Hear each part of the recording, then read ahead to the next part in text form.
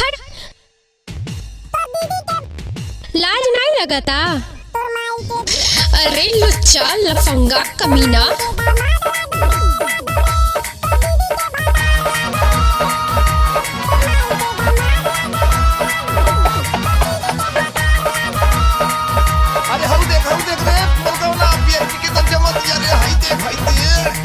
ए सखी इतो बड़ा उजट बराती आइल बाने सब आइल बा बाराती देखना जता घराती। सब आइल बा बाराती देखना जता घराती तोरे चोलिया में गोली दागब रे। सब आइल बा बाराती देखना जता घराती तोरे चोलिया में गोली दागब रे। तोर माई के दामाद लागब रे तोर दीदी के भतार लागब रे। तोर माई के दामाद लागब रे तोर दीदी के भतार लागब रे। ओफो, काहे से परेशान कैल बड़ा हमरा के? आजे तक के करा के परेशान करी हो।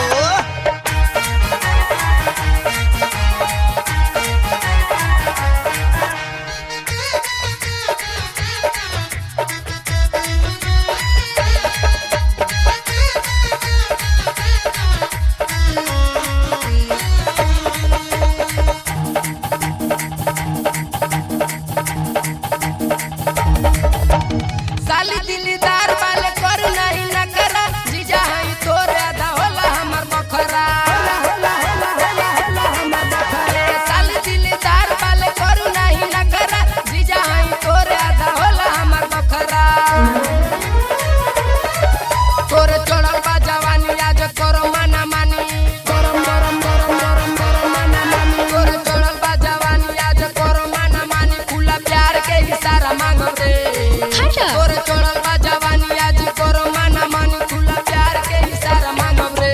तोर माई के दामाद लागब रे तोर दीदी के भतार लागब रे।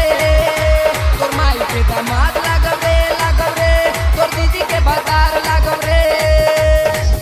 बहुत बोलत बाड़ा। आ त काहे ना बोली हो।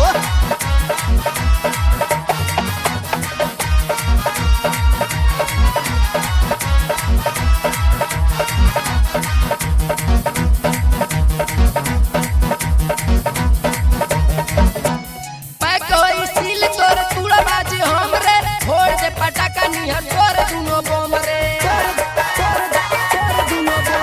पैक होई सील तोर तूड़ा आज हमरे छोड़ दे पटाखा निहर तोर दुनो बम रे। अरे इतना हिम्मत बाका? आज डालब हम गोटी ढीला होई तोर बोटी। आज डालब हम गोटी ढीला होई तोर बोटी लेवे खातिर सारा रात जागब रे। आज डालब हम गोटी ढीला होई तोर बोटी लेवे खातिर सारा रात जागब रे। तोर माई के दामाद लागब रे तोर दीदी के भतार लागब रे। तोर माई के दामाद लागब रे तोर दीदी के भतार लागब रे। एकदम पीछे पड़ गई बाड़ा। आ त भेड़ी देख के माथी भिनभिनाई ना।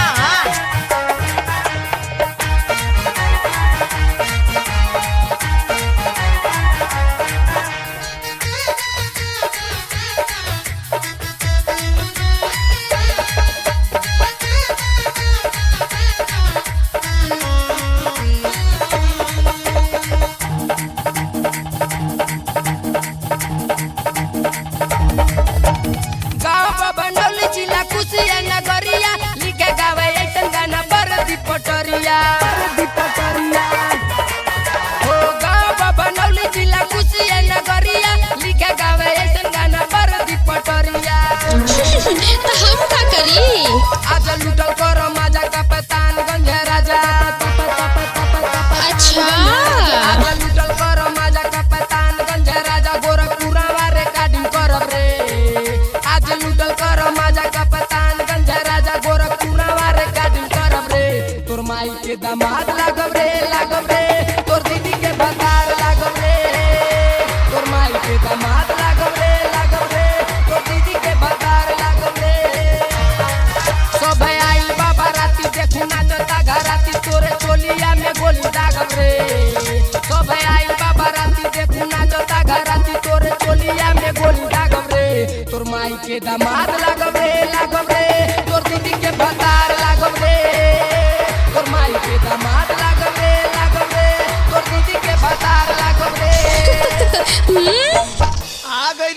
पे